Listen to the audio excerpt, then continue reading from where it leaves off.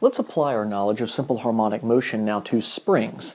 Now, whenever you hang a mass on a spring, it stretches, and then if you pull it down and you lift it up, or you move it left or right, away from its equilibrium position, and you release it, it will vibrate back and forth. Here's one going up and down, where it comes up and then comes back down from its equilibrium position.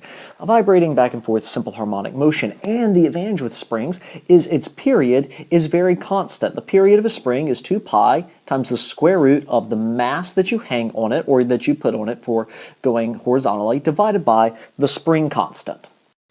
Now, oftentimes, whenever you are working one of these problems, you must be told, in fact, every time, you must either be told, you must already know or be able to measure experimentally, or you're going to have to calculate the spring constant. So in this problem down here, number one, what is the spring constant? And the way you're going to calculate that is using Hooke's law. We have a spring, and it displaces 12 centimeters whenever a 150-gram mass is hung on it. So it's resting without a mass, and you hang a mass on it, and it comes down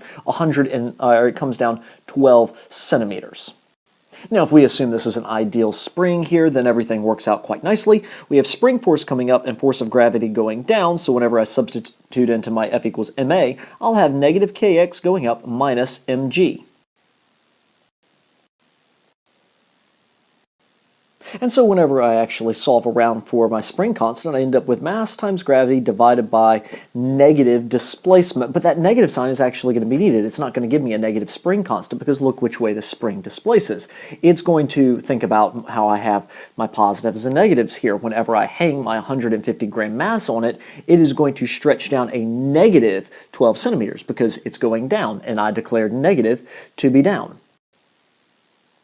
And after substituting everything in, notice that I converted back to base units, right? You have 150 grams, 0.15 kilograms, and 12 centimeters, 0.12 meters here. I come out with two significant figures because my two sig figs there. 12 Newton meters is my spring constant. And that's going to end up allowing me to calculate my period, which is going to be needed for the second question. Sketch the displacement time graph of the spring's motion. Now, there are two main things that I'm going to need to be able to sketch this graph. The first one is the amplitude, and I'm told the amplitude. It's pulled down another 8.0 centimeters and then released to oscillate. So my amplitude, negative 8.0 to 8.0, and it's going to vibrate back and forth. And I already know my first point is going to have to be at the negative 8.0 because it was pulled down that far. And so my cosine graph is actually going to start almost like a negative cosine graph here. It's going to start at the down spot. The other thing I have to know is the period. That way I know what I'm doing with my y or with my x-axis, my time axis. By the way, I do want to point out that I set my y-axis in centimeters because that was the displacement given with the amplitude in centimeters. So just trying to make it easy on me. Now, for me to be able to deal with how far out this needs to stretch, because now I have how far up and down it's going to go, I just need to know what's going to happen on the time axis. I need to know my period. Now, I would like to go ahead and point out that angular frequency of a spring is k over m, and so I could solve it that way. But, of course, knowing that period equals, or omega equals 2 pi over the period, that's where this equation comes from, and the main one that we're going to end up using. Well, I know the mass, and now I know the spring constant. I want to use the unrounded number for the spring constant, 12.2625 there. And I find that my period is going to be 0.69 seconds, just a little over half a second. Now I know my end point because this is going to come up, right, as the spring bounces up, and then it's going to come back and level off, and then it's going to complete its oscillation by coming back down and ending there. So I know my last point over one period. I'm just going to graph out one period to make life a little bit easier for me. Now, I already know where the other points are going to lie. It's going to come back up. This is 1/4 of the period that it's going to intersect at or it's going to pass through the equilibrium. And then it's going to, at half the period, be all the way at my maximum amplitude. And then it's going to come back down. It's going to intersect the equilibrium point, the x-axis, where my time axis is, at 3/4 of the period, and then come back down, obviously, to my negative amplitude one entire period. And so now I need to fill in what those numbers are, and that's actually very simple to do. Just take 0.69 and divide by 4, and that's, by the way, already rounded for significant figures. You come out with 17.25 or 0.1725. So with two sig figs, I need to do 0.17. And after filling in what those all are, once again, I got what these numbers are by just simply taking the period and dividing by 4. That tells me what each segment is supposed to be. It's supposed to be 0.1725, actually, if I'm already using my rounded for significant figure period. And then I only have 2 significant figures available, so actually this probably should have gone up to 0.52, but that's all right. The last step is then to simply actually draw my cosine graph. And so I'm going to curve up, right, and then curve off to flat, and then curve back down, and then curve back off to flat. And so there you have it, the cosine graph. Now technically this is a negative cosine graph because we actually started from the negative displacement. We started by pulling the spring as far down. We pulled it down another 8 centimeters. Number 3 asks me to solve for the maximum acceleration, and I know where the maximum acceleration occurs. The maximum acceleration happens at the amplitudes. Here would be the maximum positive acceleration. Here would be the maximum negative acceleration, trying to pull it back. So I'll choose the very first point, the first amplitude, the negative amplitude, and I substitute into my acceleration equation. If I use the maximum displacement, I get the maximum acceleration. And since I don't actually know omega, although it would be pretty easy to calculate, but I do know the period, I need to change my omega into 2 pi over t. And that'll give me a maximum acceleration of 660 centimeters per second. Centimeters because I used my amplitude in terms of centimeters here. Number 4 asks for what's the spring's maximum velocity, or the mass on the spring's maximum velocity, and remembering that maximum velocity is going to equal omega times my amplitude, it's very simple to solve.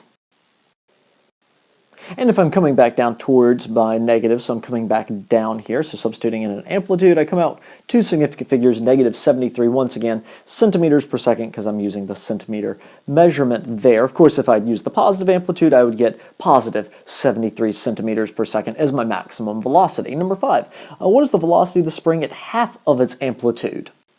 Now I have an equation that will allow me to solve for velocity at any point in time. Velocity equals negative v naught sine omega t phi, and I would use the sine version here because this is a cosine displacement graph. Now the negative sign there is what it should be, and remember this is going to end up being opposite. This is a negative cosine graph because your initial displacement, or your initial amplitude here is negative 8, and thus that makes that negative, and then this negative times that negative will give me what I should have, a positive sine graph. Anyway, all that aside, let's look at actually solving for the velocity.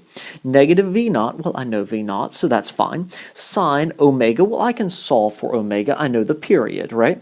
T, so I need to know at what time that we reach half of the amplitude. So here's half of the amplitude, and coming over there, what time is that? Well, it's not perfectly between 0.17 and 0.34. This is not a linear graph, so I can't say that the time is exactly halfway between. I need to go find the time that it occurs where I'm halfway between 0 and my amplitude, so that I can substitute that in. My phase shift is going to be 0. So really the only issue I have now is I need to find the time where we are at half of our amplitude. And the way I'm going to do that is by using my position equation.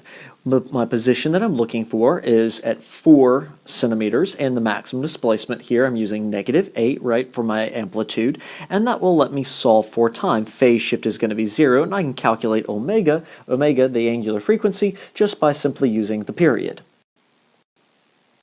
So substituting everything in, solving for my angular frequency, 9.1, substituting that in, substituting in the time, or the spot that I'm looking for at the 4 centimeter mark, and my amplitude, negative 8.0, because we started at the negative here. That allows me to solve for the time. I'm not putting in my phase shift because the phase shift here is 0, so there's no need for a plus 0 in this. So I'm going to divide both sides by negative 8.0, take the inverse cosine, and then divide by 9.1.